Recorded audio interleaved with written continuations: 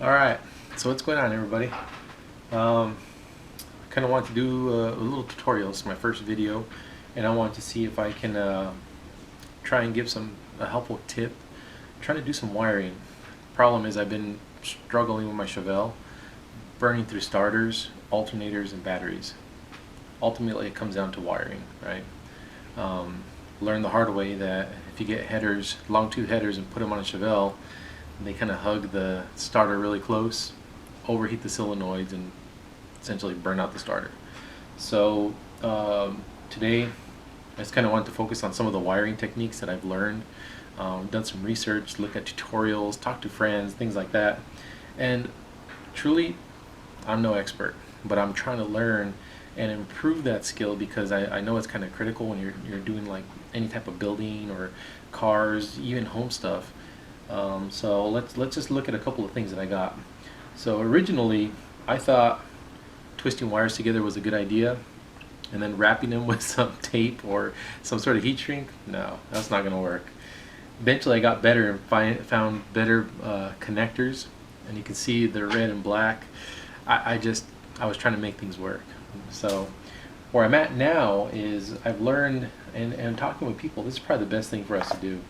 You know, you go and you crimp the end of the wire with one of these connectors, and then you essentially put heat shrink over it. What that's doing is it's protecting it. And you know, whenever you're washing engine bays or out in the humidity, that's a good idea. Try and protect all of that from corrosion and things like that. So um, with this, I'm trying to focus on a few things, whether it be products or even some of the things that I would use, and hopefully it works. I'm going to try it on the Chevelle. To solve the starter issue, I put in a new external solenoid, um, which hopefully reduces the amount of heat that goes to it since it's not putting a constant load on it. And we'll see how that goes. Um, some of the things I'm using, like for instance, you know, this type of heat shrink is really good um, for a lot of this sort of stuff, and this is cheap stuff, you know, but it works really well. Harbor Freight, that's my new best friend.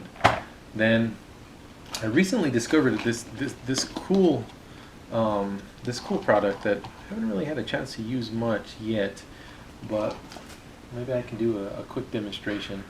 Um, it's a really cool product that I found on the internet, and what it does is you slide this over the wire. Let me get a bigger one. Um, yeah, this will work, I think. Essentially slide this over the wire, and you get another wire. We'll just do these two. Why not? So what you do is you kind of intertwine the two, just like that. Nothing special, as long as they're making a good connection. And you slide this over, and what this is doing is, and this is kind of the cool part, it actually has a piece of solder in there already. I'm not sure if you can see that, but you see that piece of solder in there with shrink tubing on it. So what you do is you take your little torch, focus it on that area, and it actually will solder it along with um,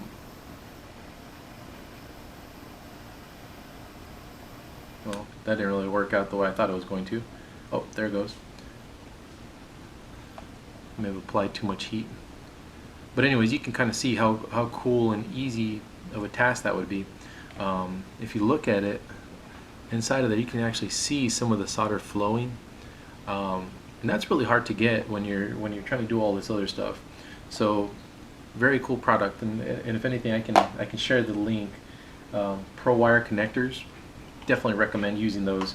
So I've been using these a lot on most of the wiring that I'm doing, and it's sealing it very well. It's creating a good contact between the two wires, and I definitely recommend that. So as I'm doing wiring, I'm trying to just share some of the techniques that I'm learning, picking up, and seeing if any of this is useful. You know, I've had a lot of people ask me about different things, and wiring's one of them. Like I said, I'm no expert, but I'm up for learning, and if there's any cool techniques, please write me, share them with me. And a lot of my friends that are on here, please, you know, text me, email me, whatever, you know, any way of contacting me, I'm okay with that. And And you can see this is just so cool. I get a kick out of this, and definitely having one of these little torches works much better than a heat gun or a lighter or anything like that, because you need a focused area for that solder. And no, right now it seems like it's dry. Just got to be careful because it's very hot. Kind of learned the hard way on that one, that not to be touching those as they're cooling down. So as I start doing more stuff on the Chevelle, I'll be keeping y'all posted. But for right now, I wanted to at least show a couple of the things that I've been working on and how I've been wiring them. And soon I'll get that solenoid posted on the car, and we'll be back for the next session. All right, thanks for watching. Bye bye.